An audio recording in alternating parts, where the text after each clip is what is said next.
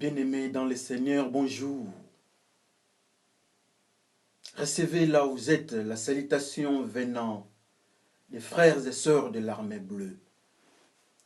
Et assurément aussi vous nous dites bonjour et nous répondons. Merci pour nous avoir reçus chez vous. Vous nous permettez de venir dans vos maisons, dans vos radios, téléviseurs et autres. C'est par la grâce de Dieu, nous ne sommes pas plus grands que vous autres. Mais merci pour cette opportunité. Alors sans plus tarder aujourd'hui, nous allons nous mettre d'abord dans la prière pour que la parole de Dieu qui nous est adressée soit sous le contrôle de l'Esprit, qui est l'Esprit du Dieu puissant. Prions le Seigneur. Dieu de bonheur, Dieu d'autorité, merci pour ce temps. Nous nous laissons entre tes mains, que tu nous parles, que tu nous enseignes. Car la parole que nous allons entendre est un enseignement. C'est la loi qui est en nous. C'est la constitution. Que cette constitution soit dans nos cœurs et que nos vies soient basées et comme sous-bassement la parole de Dieu. Merci parce que tu nous as aimés. Par le nom de Jésus que Père nous te glorifions, nous disons tous Amen. Frères et sœurs, nous allons lire la parole de Dieu aujourd'hui dans les livres de l'Évangile selon Luc. Évangile selon Luc au 8e chapitre, du 26e verset jusqu'au 33e. Il dit Luc, 8e chapitre, du 26e verset jusqu'au 33e. Lisons par la grâce de notre Seigneur. Jésus guérit un homme qui a des esprits mauvais. Jésus et ses disciples arrivent au pays des Géraséniens, qui est en face de la Galilée. Quand Jésus descend de la barque, un homme de la ville vient à sa rencontre. Cet homme a des esprits en lui. Depuis longtemps, il ne met plus de vêtements et il n'habite plus dans une maison, mais il vit dans un cimetière. Souvent, l'esprit mauvais le saisit. On attache les mains et les pieds de l'homme avec des chaînes pour le garder. Mais l'homme casse les chaînes et l'esprit mauvais le mène dans des endroits déserts. Quand l'homme voit Jésus, il tombe à ses pieds en poussant des cris et il dit d'une voix forte, « Jésus, fils du Dieu très haut, qu'est-ce que tu me veux? Je t'en prie, ne me fais pas de mal. » En effet, Jésus commandait à l'esprit mauvais de sortir de lui. Jésus demande à l'homme, quel est ton nom? Il répond, je m'appelle Armée. Il dit cela parce que beaucoup d'esprits mauvais étaient entrés en lui. Les esprits supplient Jésus en disant, ne nous envoie pas dans la prison des esprits mauvais. Il y a là un troupeau de cochons qui cherchent leur nourriture dans la montagne. Les esprits mauvais supplient Jésus en disant, permets-nous d'entrer dans ces cochons. Jésus leur donne la permission. Alors les esprits mauvais sortent de l'homme. Ils entrent dans les cochons. Tous les troupeaux se précipitent du haut de la pente dans les lacs et ils se noient. Amen. Nous bénissons le Seigneur parce qu'il nous a fait grâce. Le titre de notre message aujourd'hui est l'eau et le port, les habitats de la méchanceté. L'eau et le port, les habitats de la méchanceté. Amen. Cette histoire, apparemment, c'est une histoire malheureuse pour le fermier. et une histoire heureuse pour le villageois et l'homme lui-même qui était possédé. Qu'est-ce qui s'était passé? En fait, dans la promenade de notre maître, il est en train de partir. Il quitte un point A vers un point B. Arrivé en Galilée, il évolue encore. Il tourne la contrée. Mais dans leur parcours, il s'est avéré qu'un homme de la contrée est venu au-devant de Jésus-Christ. Il parle. Il ne dit même pas bonjour au Seigneur, il parle. Jésus, fils du Très-Haut, qu'est-ce que tu veux de moi? Ne me détruis pas. L'homme commence à parler. On nous parle, on nous donne quelques caractéristiques, quelques éléments de cet homme-là. Cet homme est rempli de mauvais esprits. Cet homme n'habite pas la maison. Il habite les milieux désertiques. Ou bien il habite les déserts, les cimetières. Et il est toujours nu. Jésus-Christ commande à cet homme. Il dit, esprit sort. L'esprit dit, mais non, ne nous envoie pas dans la prison des esprits méchants. Mais plutôt, il y a ces troupeaux de porcs. Autorise-nous d'y entrer. Et voilà, Jésus-Christ a autorisé. Les esprits méchants sont entrés dans les porcs. Curieusement, les porcs ont changé de comportement. Et direction, ils ont pris pour direction les lacs. Arrivés dans les lacs, ce n'était pas pour boire de l'eau, mais ils sont entrés dans les lacs. Ils se sont noyés et ils sont morts. Alléluia. C'est un processus qui est intéressant. On nous présente différents paramètres, on nous présente différents environnements et les impressions. Jésus-Christ, notre Maître, est connu par les esprits méchants comme fils du Dieu très haut. Ils se permettent de venir au-devant de Jésus et ils parlent. Mais qui parle, c'est l'homme. Parlons un peu de cet homme qui parle. Un homme que personne ne pouvait contenir. Il est toujours nu. Un homme que personne ne pouvait maîtriser.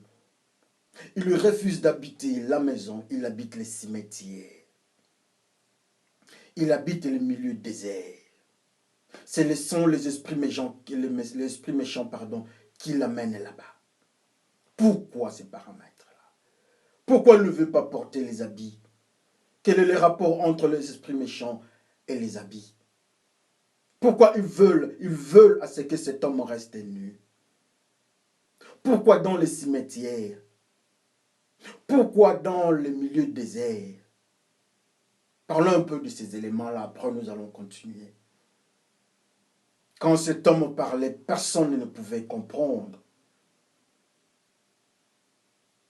Personne ne pouvait faire la différence entre la voix de cet homme-là et la voix de la méchanceté. Mais voilà cet homme aussi qui parle. Il dit à Jésus-Christ, ne me fais pas du mal. Je ne crois pas que notre Seigneur est un faiseur du mal. Non. Jésus-Christ n'est pas un faiseur du mal. Non. Jésus-Christ ne détruit pas. Non. Mais ceux qui sont dans l'homme, l'homme lui-même dit, ne me fais pas du mal. Ce sont les esprits méchants. Cet homme est possédé. Il est nu. Il est possédé et il est nu. Quand on met les habits sur lui, il enlève les habits. Pourquoi il ne veut pas garder les habits? Nous allons rentrer dans une autre dimension. Parlons un peu d'avant, d'Adam et Ève. Quand ils étaient avec Dieu, ils étaient habillés. Ils étaient couverts. Mais quand ils ont accepté, la parole du serpent, ils se sont retrouvés. Pourquoi ce phénomène? Les disciples de Jésus-Christ, nous prenons encore deux exemples en plus. Les disciples de Jésus-Christ, quand on est venu arrêter le Seigneur, la Bible nous dit, un des disciples avait fui. Et quand il est parti, quand il était avec Jésus-Christ, il était couvert. Il avait son manteau. Mais en fuyant Jésus-Christ, on enlève. Les soldats prennent les manteaux, ils fuient nus. Pourquoi fuir nus? Parlons encore plus loin, la Bible nous dit que cette église, une des églises, de cette église dont le livre de Révélation nous parle, une des églises, la Bible nous dit que c'était une église pauvre et nue. Pourquoi la nudité? La nudité, c'est l'absence de la protection.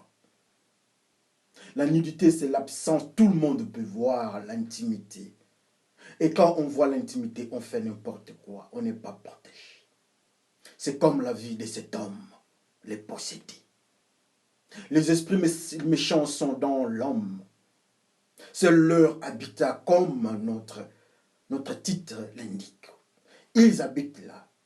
Et comme conséquence, ils n'autorisent pas une autre ouverture, une autre protection.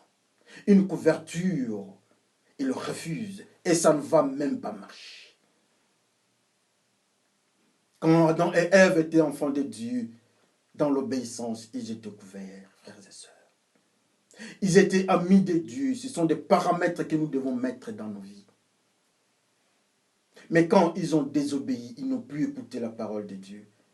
Ils ont écouté et obéi aux méchants. Dieu s'est retiré et ils se sont retrouvés nus comme les possédés. Combien aujourd'hui nous sommes nus parce que nous sommes possédés. Combien aujourd'hui, quand nous parlons, ce sont les esprits méchants qui parlent. Les esprits méchants reconnaissent Jésus-Christ étant fils du Dieu haut. Les esprits méchants reconnaissent Jésus-Christ, mais ils sont toujours dans l'homme. Ils font une conversation avec le Seigneur. Ils parlent, mais ils ne permettent pas à ce que l'homme soit habillé. Quel malheur! Aujourd'hui, combien nous ne sommes pas protégés? Aujourd'hui, combien nous sommes en difficulté dans la nudité?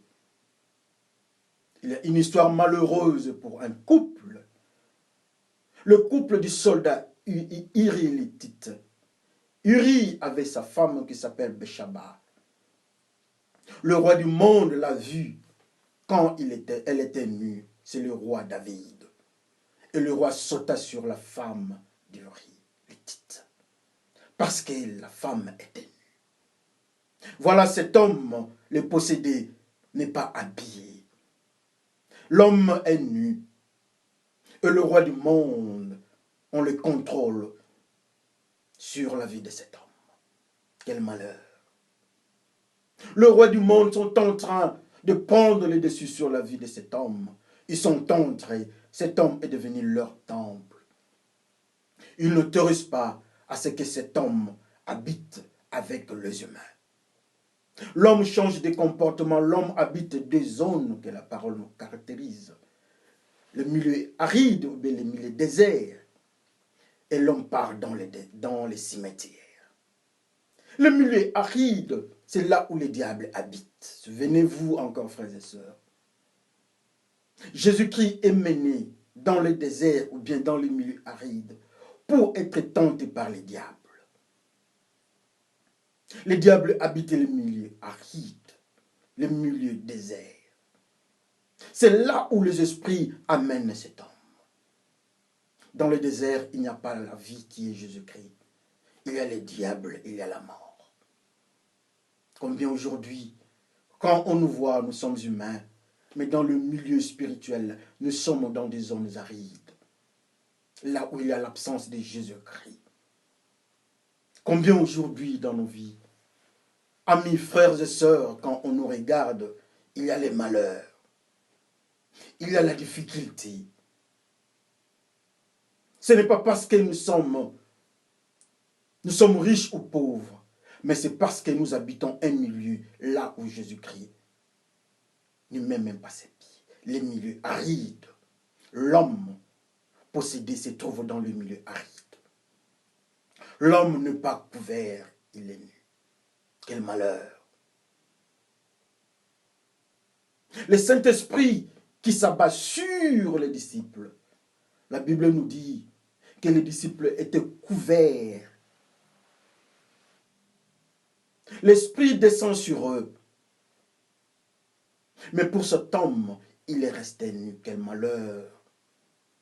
Quel bonheur pour l'esprit malin d'habiter dans cet homme. Quel malheur pour cette famille de voir leur enfant. Quel malheur pour cette population qui ne peut pas contrôler cet homme. Quel malheur pour cet État qui n'a pas un mot à dire sur cet homme. Mais les esprits méchants contrôlent cet homme. Et cet homme s'appelle un de nos frères. Cet homme s'appelle une de nos sœurs. Cet homme, c'est toi et c'est moi. Les esprits méchants nous contrôlent. Nous avons les inspirations des esprits méchants. Nous avons les comportements et réflexes des esprits méchants. Même nous sommes à l'église, nos réflexes peuvent signifier la présence des esprits méchants. Mais qui peut chasser ces esprits méchants? Quel malheur! Quelle difficulté! Regardez encore plus loin, cet homme vient au-devant de Jésus-Christ. C'est lui qui parle. Mais Jésus-Christ pose la question. Il dit même, sortez de cet homme. Il commande. Mais nous ne voyons pas les esprits. Mais lui, il voit. Nous ne voyons pas qu'est-ce qui est au-dedans de nos frères et sœurs, mais Jésus-Christ voit. Qu'est-ce qui habite en nous? La parole de Dieu nous dit que nous sommes les temples du Saint-Esprit. Mais cet homme n'est pas le temple du Saint-Esprit. Quel malheur! Cet homme n'écoutait que la parole de la méchanceté. Enlève les habits. Allons dans le milieu aride. Allez habiter avec les morts dans les cimetières. Jésus-Christ part récupérer Lazare dans les cimetières, dans la tombe. Mais cet homme habite dans les cimetières. Où habitons-nous dans le monde spirituel? Lazare est récupéré par Jésus-Christ. Alors nous autres, frères et sœurs, est-ce que nous sommes comme Lazare ou bien nous sommes comme cet homme? Lazare était mort, Jésus-Christ est parti les récupérer. Mais cet homme qui est apparemment en vie habite le milieu des morts. Mais alors nous autres, nous qui sommes aussi apparemment en vie, nous habitons quel milieu spirituel? Qui est notre maître? Ils répondent, nous sommes une armée. Nous sommes une légion. Nous sommes nombreux, avec des différents comportements, avec des différentes manières d'agissement.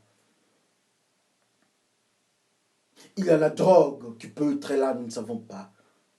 Le mauvais comportement dicté par l'ennemi, il y en avait là-bas.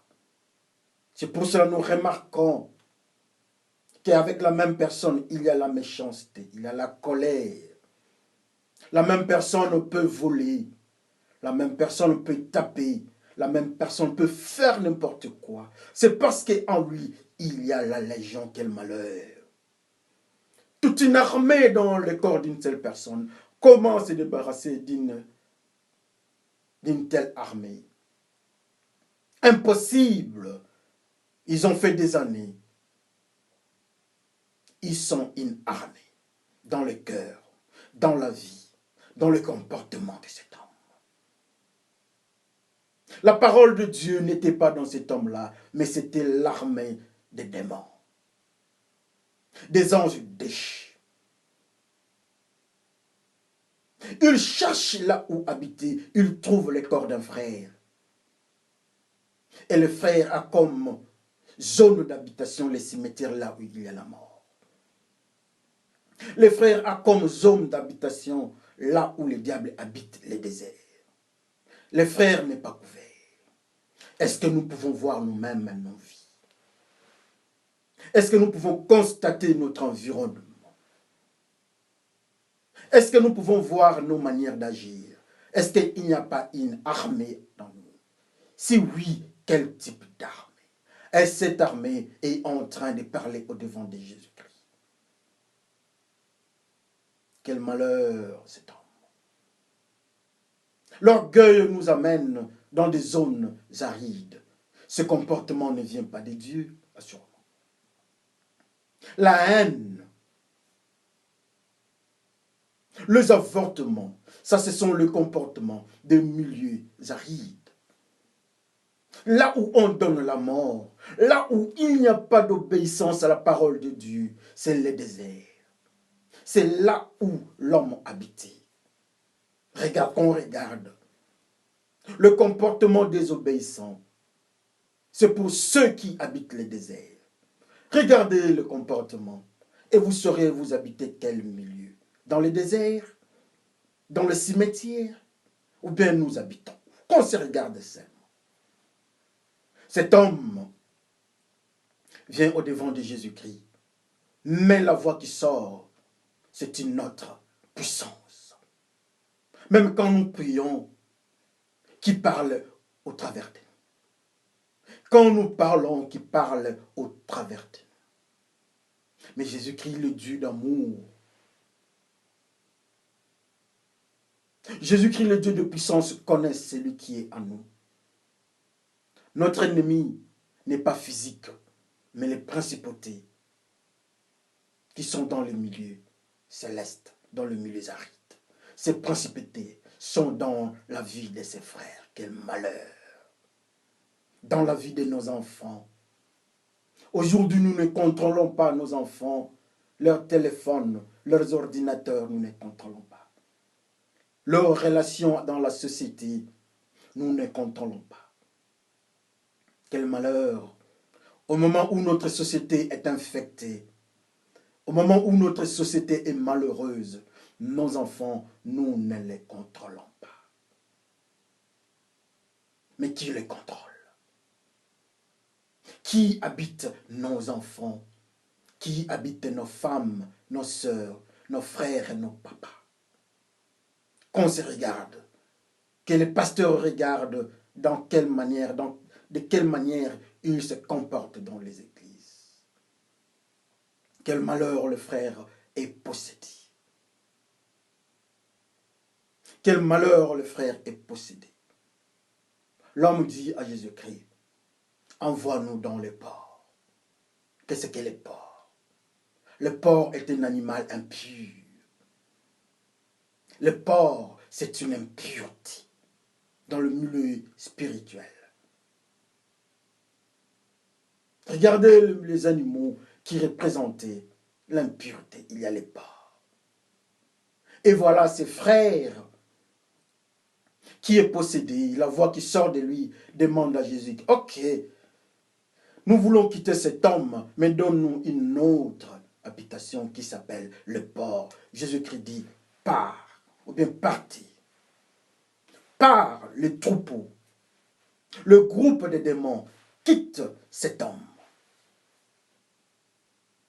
Ils sont en train de partir, ils n'ont pas cherché les pigeons. Ils sont en train de partir, ils ont pointé les porcs, la zone impure. Combien aujourd'hui nous sommes des porcs? Combien aujourd'hui nous sommes impurs? L'enfant prodigue rentre au-devant de son père. L'enfant qui s'était rébellé, qui avait pris son héritage, il a bousillé avec ses amis. Il part chercher la nourriture, voulant même manger la nourriture de porc. Qu'est-ce que le porc? Le porc représente quelque chose d'impur. C'est une impureté spirituelle. Quand on dit que nous sommes des porcs dans le monde spirituel, ça signifie que nous sommes impurs. Et voilà, les démons veulent habiter les porcs ou encore la zone impure. Et Jésus-Christ permet. Ils partent dans le port. Est-ce que nous sommes différents des porcs? Est-ce que frères et sœurs, nous sommes différents des porcs? La manière dont le porc se comporte, nous sommes différents des porcs. Le porc est une impureté spirituelle. Mais est-ce que nous sommes différents? Jésus-Christ permet. Ou encore, pour vous, le mauvais esprit, votre lieu d'habitation, ce sont des porcs. Mais la question est celle-ci. Est-ce que nous sommes différents des porcs?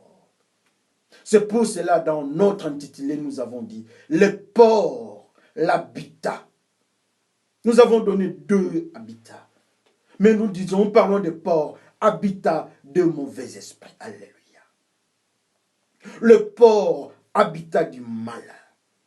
Pourquoi Jésus-Christ n'avait pas refusé? C'est parce que c'était là où il devait habiter. Mais maintenant, notre question est celle-ci. Est-ce que nous sommes différents des porcs? Si moi, on m'appelle homme humain, si moi, on me dit que je travaille, mais dans le monde spirituel, si moi, on me dit que je suis pauvre ou riche, enfant, jeune et vieux, est-ce que nous sommes différents des porcs? Le porc est une habitation de la méchanceté. Le porc, Jésus-Christ autorise, Jésus-Christ reconnaît le droit des mauvais esprits d'habiter dans le porc. Une impureté spirituelle. Donc tout ce qui est impureté spirituelle, tout celui qui est impur, il est l'habitat des puissances impures, du malin. Et Jésus qui reconnaît cela, Seigneur, le roi des rois, autorise l'entrée de méchants dans le porc. Il n'y a pas une loi qui contrôle la vie des porcs. Le porc est un destructeur, il mange n'importe quoi. Mais nous, au devant de Dieu, est-ce que nous avons des instructions ou bien nous avons une loi ou commandement que nous suivons? Le porc mange la saleté, le porc mange la nourriture humaine. Il mange la saleté. Il mange, il se met dans la boue. Le porc se retrouve dans l'eau, il se retrouve dans la boue. Il trouble l'homme. Un comportement bizarre. Et le porc peut manger son petit, le porcelain. Le porc est son propre destructeur. Mais ce porc-là est l'habitat des esprits méchants. En quoi est-ce que nous sommes différents des porcs? Quand le porc avorte, il consomme le petit ou le porcelain, l'avortant. En quoi est-ce que nous sommes différents du porc? Quel malheur, quelle difficulté. Qu'est-ce que nous pouvons faire si nous sommes les frères porcs?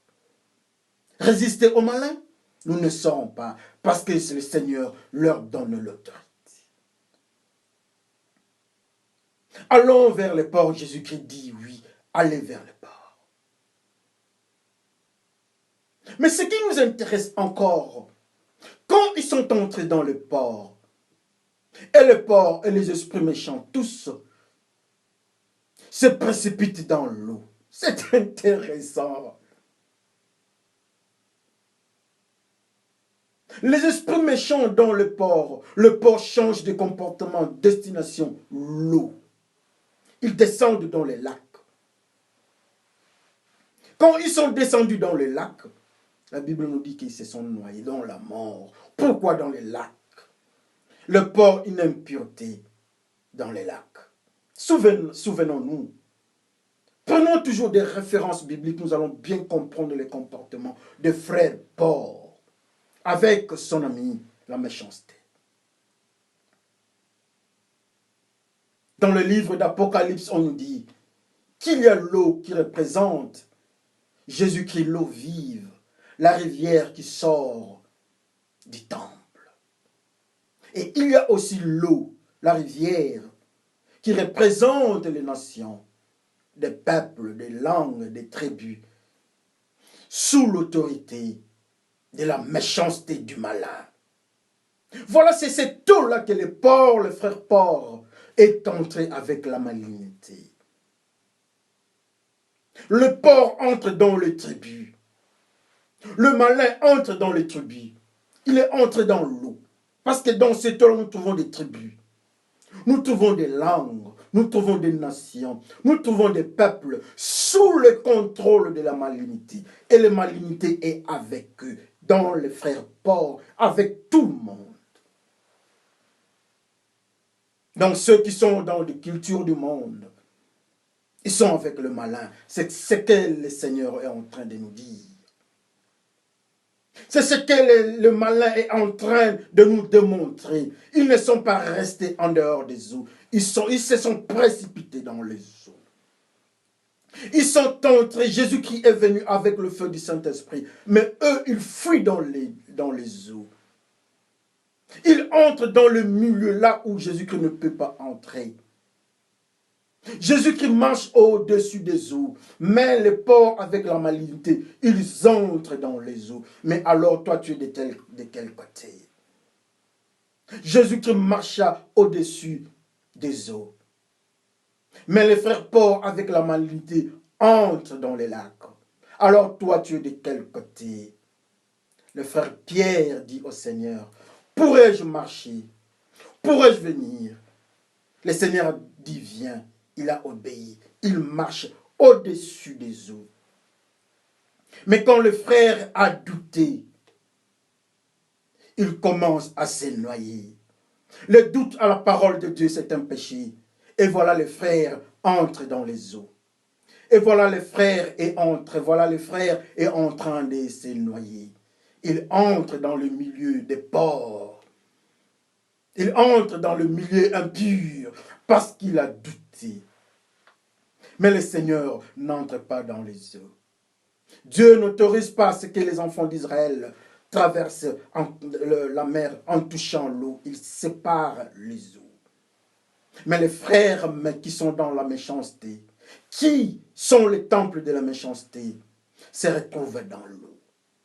Frères et sœurs, est-ce que nous pouvons voir cette différence? Frères et sœurs, est-ce que nous pouvons comprendre ce que l'Esprit est en train de nous enseigner chaque jour? La manière dont Dieu est en train de nous parler. De la manière dont nous devons nous comporter. Quelles sont les conséquences de nos comportements? Qui nous donne ces enseignements? Qui nous dicte ces comportements? Les frères porcs. Qu'est-ce qui fait que le porc, le troupeau, se précipite dans l'eau? C'est la méchanceté. Donc, qu'on ne s'étonne pas.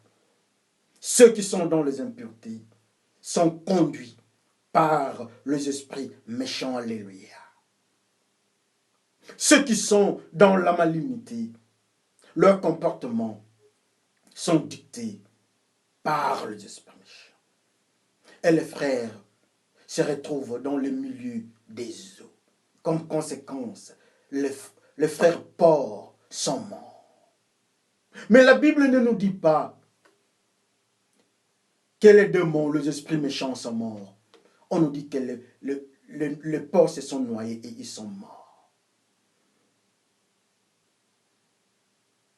Pourquoi la méchanceté n'est pas morte? Le salaire du péché, c'est la mort. Et voilà les frères Pierre, les frères Paul. Le troupeau meurt. Et voilà ceux qui sont avec les diables meurent. Ceux qui sont dans les tribus, dans les nations, les langues du monde, la philosophie du monde, qui sont dans le principe de porc ou impureté. Ceux qui sont sous la puissance de la méchanceté. Leur finalité, c'est la mort. Oh, le frère porc est mort. Ils n'ont pas la vie, mais ils sont morts. Jésus-Christ est la vie. Le frère porc n'est pas vivant, mais il est mort. La mort est loin de Jésus-Christ. Jésus-Christ est la vie. Mais les esprits méchants tirent le frère Paul du côté de la mort. Mais celui qui est venu au-devant de Jésus-Christ, il a la vie. Il a la vie en abondance. Le frère est délivré. Il est resté avec Jésus-Christ qui est la vie. Il commence à avoir un comportement de Jésus-Christ. Assurément, il sera habillé. Il sera couvert. Il sera couvert par l'ombre du Saint-Esprit. Il est à côté de Jésus-Christ. Il n'est plus dicté. Il n'est plus condamné. Mais il est sous les manières du Saint-Esprit. Il n'habite plus le cimetière. Mais il est à côté de Jésus-Christ qui est la vie. Le cimetière qui était un milieu de mort, mais lui, il est à côté de celui qui s'appelle la vie. L'eau et les porcs, les habitats de l'esprit malin. Mais l'homme est délivré et à côté de Jésus-Christ. Il a la vie. Il est habillé. Souvenez-vous dans le livre des Révélations.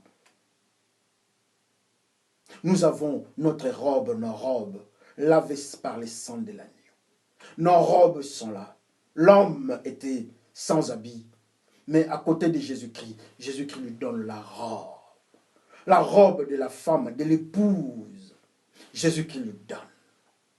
La robe que les hommes, les gens de la ville ou de la contrée ne pouvaient pas donner. Mais l'homme accepte la robe de Jésus-Christ. L'homme est à côté de Jésus-Christ, pas dans des cimetières. Et l'homme est couvert par le Saint-Esprit, il n'est plus nu. Quelle joie dans la vie de cet homme qui a eu la grâce. Nous sommes encore en vie. Peut-être nous sommes des frères pauvres. Nous sommes encore en vie. Peut-être nous avons le même soubassement que les frères qui étaient possédés. Oui, il était possédé. Mais par la grâce de notre Seigneur Jésus-Christ, il n'est plus possédé. Il est couvert par la grâce, par l'ombre du Saint-Esprit. Mais ceux qui habitent encore dans le milieu aride, leur zone est infectée par les démons. Le milieu aride, le milieu désert, c'est là où le diable habite.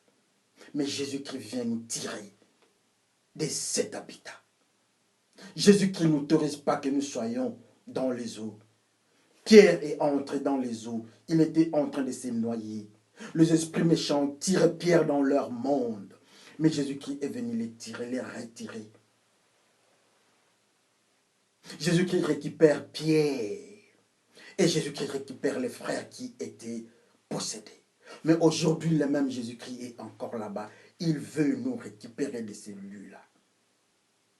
Le même Jésus-Christ qui est la parole de Dieu, la parole que tu as entendue, que ça entre dans ton cœur, que ça entre dans mon cœur. Le Jésus-là qui a tiré Pierre des eaux, il est alors là au-devant de toi. Ouvre ton corps, il va entrer. Les esprits méchants sont sortis du frère et Jésus-Christ est entré. Aujourd'hui aussi, si tu acceptes Jésus-Christ, Jésus-Christ va entrer dans ton cœur. Les esprits méchants vont sortir. Nous ne serons plus les temples de la méchanceté, mais nous serons les temples de la gloire du Dieu Tout-Puissant, de Jésus-Christ.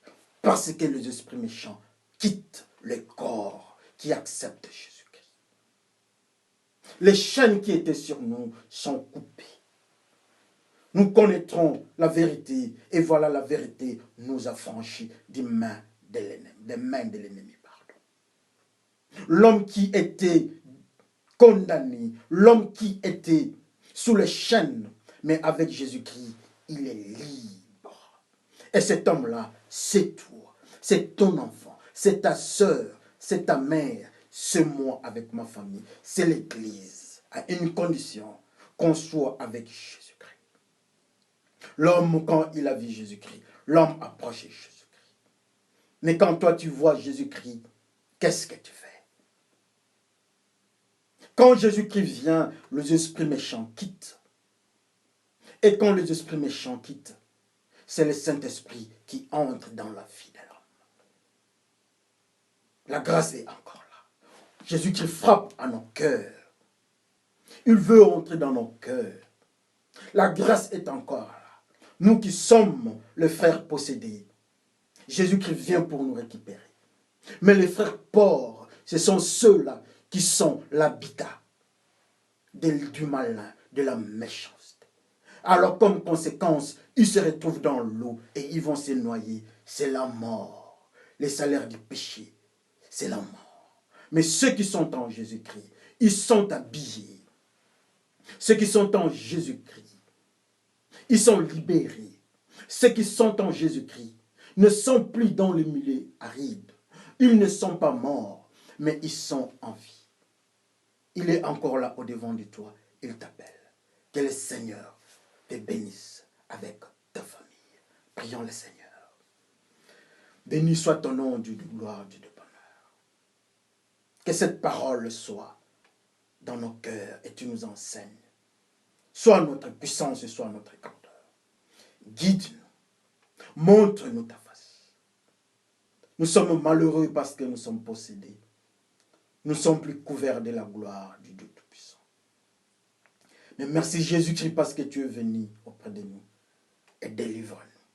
Que ta parole soit avec nous. Et nous serons habillés. Nous ne serons plus dans les eaux. Nous ne serons pas les frères pauvres. Mais nous serons habillés. Et nous aurons la vie et la vie en abondance. Père, par le nom de Jésus-Christ, nous te glorifions, nous disons tous. Amen. Que le Seigneur vous bénisse. Merci.